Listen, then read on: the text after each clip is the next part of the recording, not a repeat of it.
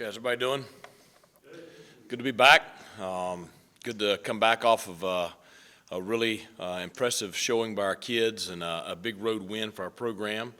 I know everybody is, the best feeling in the world. Saturday night is a great scene in our locker room, and just an incredible time with the players after the game, and it made for a really enjoyable plane ride home. So,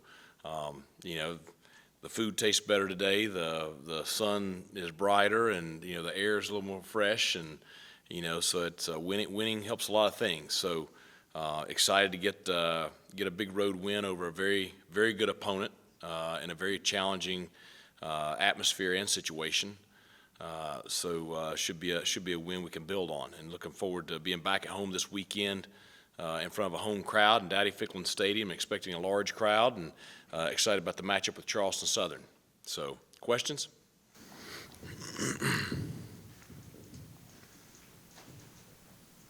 Coach, a lot of the better ECU teams over the course of time have had really good tight ends, guys like Luke Fisher,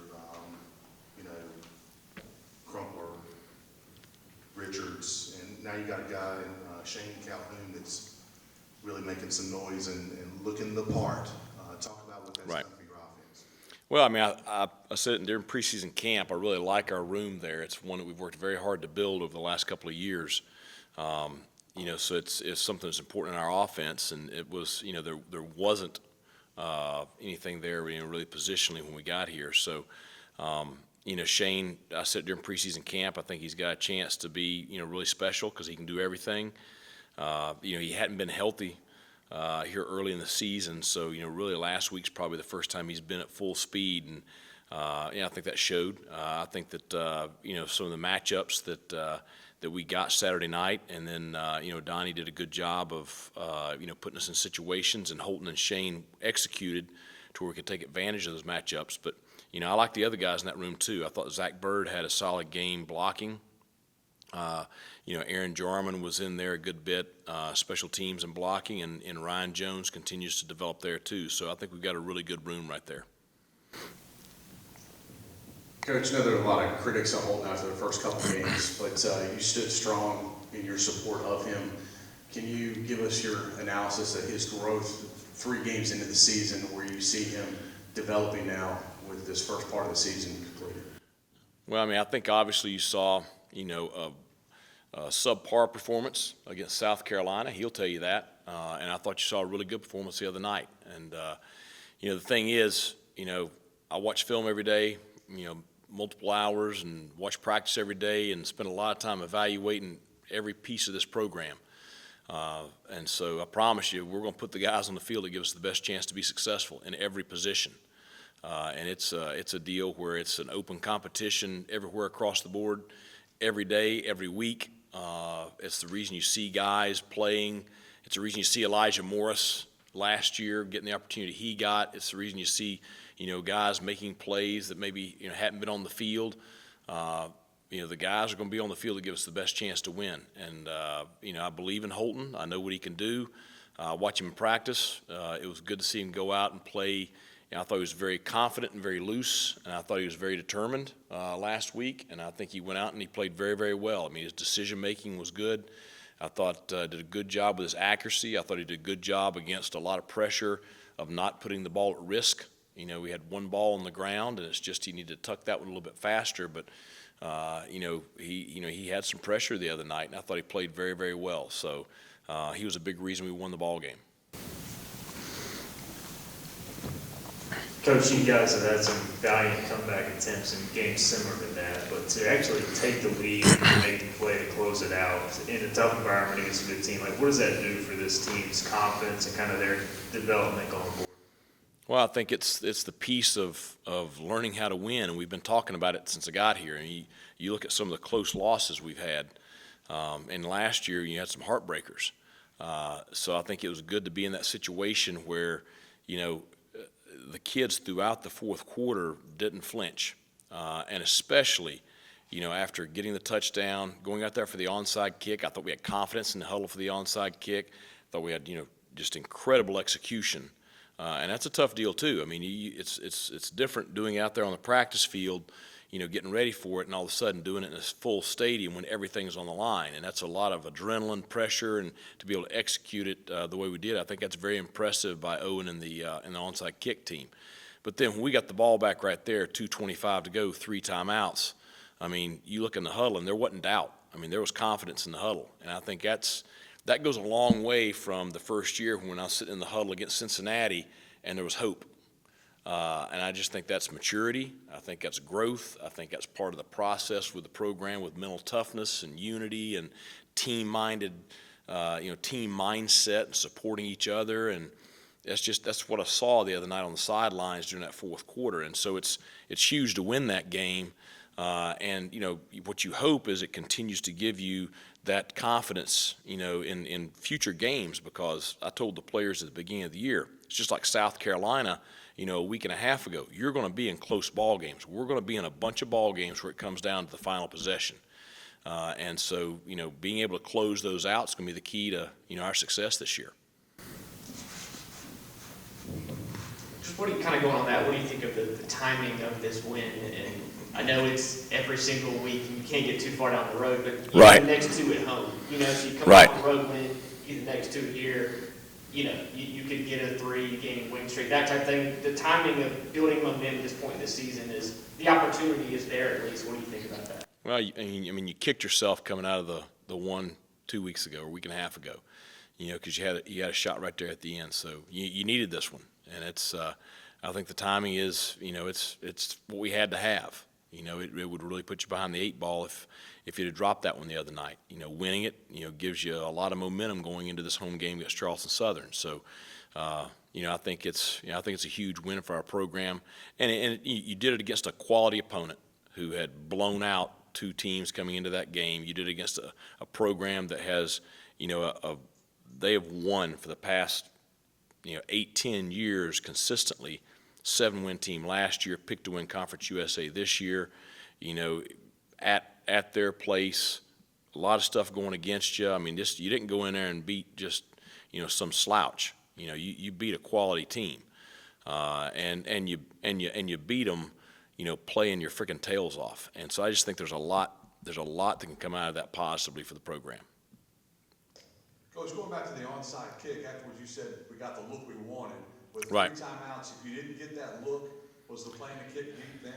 Well, there's a lot of variations off that deal. So you had a plan if you didn't have the look there in the middle. So we work it a couple times a week every week, and there's lots of pieces to it. And so the piece that was there, I thought we executed very well to secure the ball. To look at Charleston Southern here, what is the mental challenge of coming off of that win, obviously, but regrouping and not letting that, stray too much into this weekend? I think it's the opposite end of the spectrum of what it was when I stood up here last week. Last week, we stink, we have no shot, everybody needs to give up, and all that stuff. Now it's the other end of the spectrum, so it's balancing out. That's why I keep telling the kids, you just can't listen to the noise. And it's hard because social media has changed everything. Everybody behind a typewriter or a screen, puts their thoughts out there, and it influences kids. And the thing is, we can't worry about any of that. We got to worry about us. We got to worry about doing the same things we did this week that we did last week, that we did the week before, that we'll do next week. Charleston Southern is a program. They were 6-6 in 2019. They were 2-2 last spring. They're 1-1 here. I think they have 2 surprising games. I think that surprising that they beat the Citadel the way they did at the Citadel. Surprising that they lost the way they did to Monmouth. Monmouth is a good football program. They're a ranked team. I expected that game to be very close and Charleston Southern to have a chance to win it. They turned the ball over some and it got away from them. But they're going to come in here. This is their Super Bowl. They're well coached. Their kids play hard. They're older. We've got to respect our opponent, and we've got to do a great job this week of preparing to go out there and play better this week than we did last week. And that's the thing that hopefully the kids have learned at this point, that they got to listen to their coaches. I mean, I've been in this game on both sides. I've been the favorite and I've been the underdog, and we've won some games as the underdog. It's probably one of the reasons I'm standing here today. You know, you got to respect your opponent each week. And so I think that's just so important. And we can't get ahead of Tuesday's practice. You know, we've got to have a great afternoon this afternoon. We got to correct the things we did poorly the other night. We got to improve upon the things we did well. We got to push ourselves to get better today. And you really can't get beyond that. Coach, just to step back to Saturday night after the game, gave the game ball out. Can you tell us just about that and what the reaction, what that moment was kind of like for you guys? Well, everybody knows it was a tough week last week. It's been a tough couple of weeks. It's a tough week this week for Miles Berry and his family. And certainly, the thing that he was adamant about all throughout the last couple of weeks was his dad wanted him to play. And he wanted to play. He wanted to be with his teammates. He wanted to make the trip with them. He didn't want to come up later. He wanted to be on the flight going up there. He wanted to play in the ball game. And I think it says a lot about him that he was able to handle it from a maturity standpoint and from a mental standpoint. But I also think it says a lot about the culture inside of our locker room that's the place that he feels the safest and the most supported. And like I said, it just happened. He's FaceTiming with his mom, and I came around to talk to him, and just seeing her face and the joy on her face, because I've been through it. It was 2 years ago last week that I lost my dad. So, it's a tough time for him right now, and he's going to need all of us. This week he's going to need all of us for the next 2 months, because it's we've all been through that process. Mike, you guys had a lot of success in the fourth quarter, digging out of that 70-point hole, playing that fast-paced, up-tempo offense. Has there been any discussion with you and your coaches about, I know you can't do that in an entire game, but maybe Right. doing it a little more often than just towards the end or when you're from behind? It seemed to be so successful. Well, to a degree. I mean, we made some mistakes there during that tempo session also. But we tried to tempo against App some. We tempoed against South Carolina at times. I mean, it's part of our offense. And so we got to do a better job with it. I thought that we made a couple of mistakes in tempo the other night that, we got to get corrected. But there's times that we're going to go fast. There's times that we're going to go slow. We weren't trying to go fast there at the end. We were trying to burn more clock than we actually burned. But it's part of our spread offense is to be the ability to change speeds.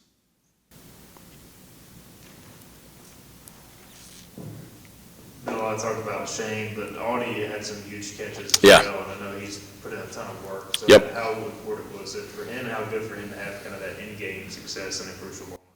Well, I think we're all excited for him just because we've all seen all the work that he's put in, and we watch him every day. I thought he had his best week of practice last week. He and I talked about it on Friday. He was a game captain for the game, and I thought he went out and played his best game probably since he's been here. The touchdown that got nullified by the penalty, I didn't agree with the call. I thought that he made a good play right there on that play, but I thought that he made some big catches down the stretch and made some big plays without the ball. So it was good to see him, because we're going to need more than just one guy. We need all those guys, and it was good to have the Shane Calhouns and the Audie Amatosho's and those guys come through making plays. It really helped our offense. With Keaton Mitchell, is he one of those guys now where he's going to have 7-8 runs, and somewhere in there one could go 60, 70 yards? I mean, in that game, it was kind of just an off-tackle inside play.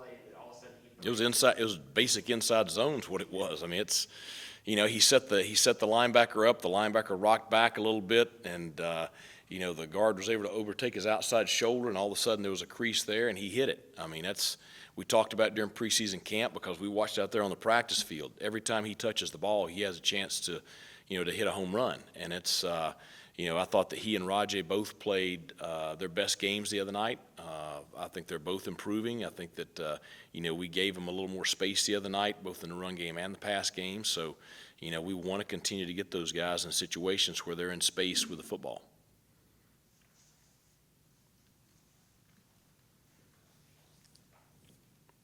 Coach, this week's opponent, is there a personal aspect to you that you really want to beat these guys more than just you really want to beat these guys? Well, I've got some history with them, so yeah. No, it's I got a text from the head coach at the Citadel yesterday, so he'd like to see us win this game also.